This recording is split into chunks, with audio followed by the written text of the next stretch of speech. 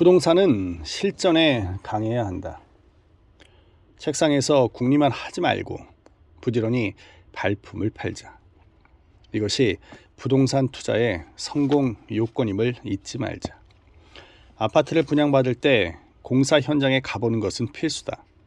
그 공사 현장에서 직장까지의 거리를 재보고 실제 소요 시간이 어느 정도인지 점검해 보아야 한다.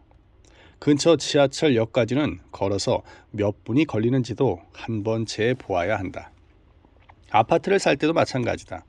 아파트에서 직장까지 실제 차를 몰고 가보는 것이 좋다. 정확한 거리가 몇 킬로미터인지 또 몇 분이나 소요되는지도 점검해야 한다. 그 점검 방식도 차들이 다니지 않는 시간에 한번 재는 것으로 만족하지 말고 아침 시간, 점심시간, 저녁 시간으로 나누어 각각 재보아야 한다. 아이가 학교를 다닌다면 학교까지의 거리도 재보고 아내가 자주 가야 하는 쇼핑센터와의 거리도 재보자. 이렇게 해서 자신의 아파트를 가운데 놓고 회사, 학교, 쇼핑센터 등을 그린 다음 그곳까지의 거리를 기록하자. 이렇게 그림을 그려서 보면 구입하고자 하는 집의 위치를 제대로 파악할 수 있다. 토지를 매매할 때도 중개업자의 말만 믿지 말고 직접 가서 확인해 보는 습관을 들여야 한다. 시골은 땅의 경계가 불분명하기 때문에 특히 주의해야 한다. 이렇게 발품을 파는 것을 고역이라 생각하지 말고 취미생활로 하게 되면 힘도 들지 않고 안목도 키울 수 있다.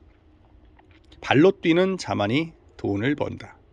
부동산으로 10억대 자산가가 된 고등학교 교사인 이창길 씨는 평소에 지도책을 보는 것이 취미생활이다.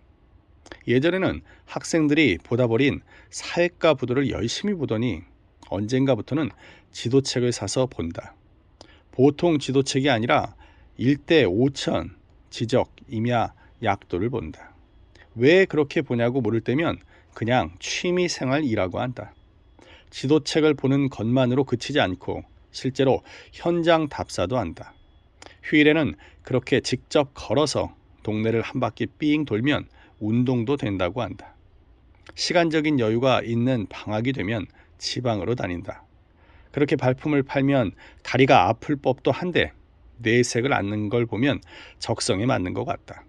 어쨌든 그렇게 발품을 팔다 보니 서울은 말할 것도 없고 경기도, 강원도, 충청도 등 안 가본 곳이 없다. 이 선생은 요즘 김포 지역에 관심이 많다. 김포 공항이 있어서 교통이 편리하다는 것이 첫 번째 이유다.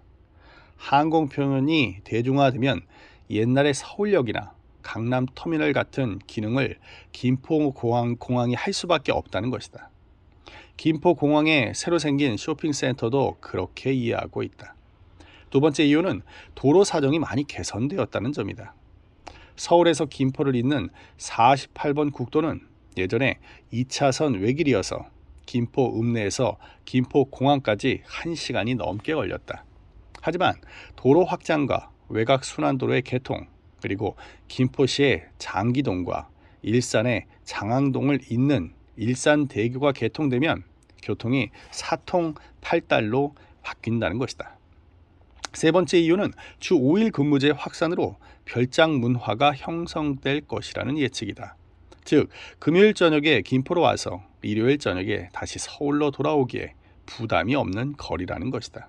그래서 이 선생이 유심히 보는 지역은 김포에서도 황해도 개풍을 볼 수 있는 바닷가 지역이다. 이 선생의 경우는 지도책을 보는 것을 재미있어 하다가 부동산 투자까지 연결된 경우이다. 하지만 대부분의 사람들은 대체로 현장에 가지 않거나 가더라도 휙 하고 한번 훑어보는 것으로 끝내고 만다. 하지만 부동산의 경우에는 꼭 현장 답사를 해보아야 한다.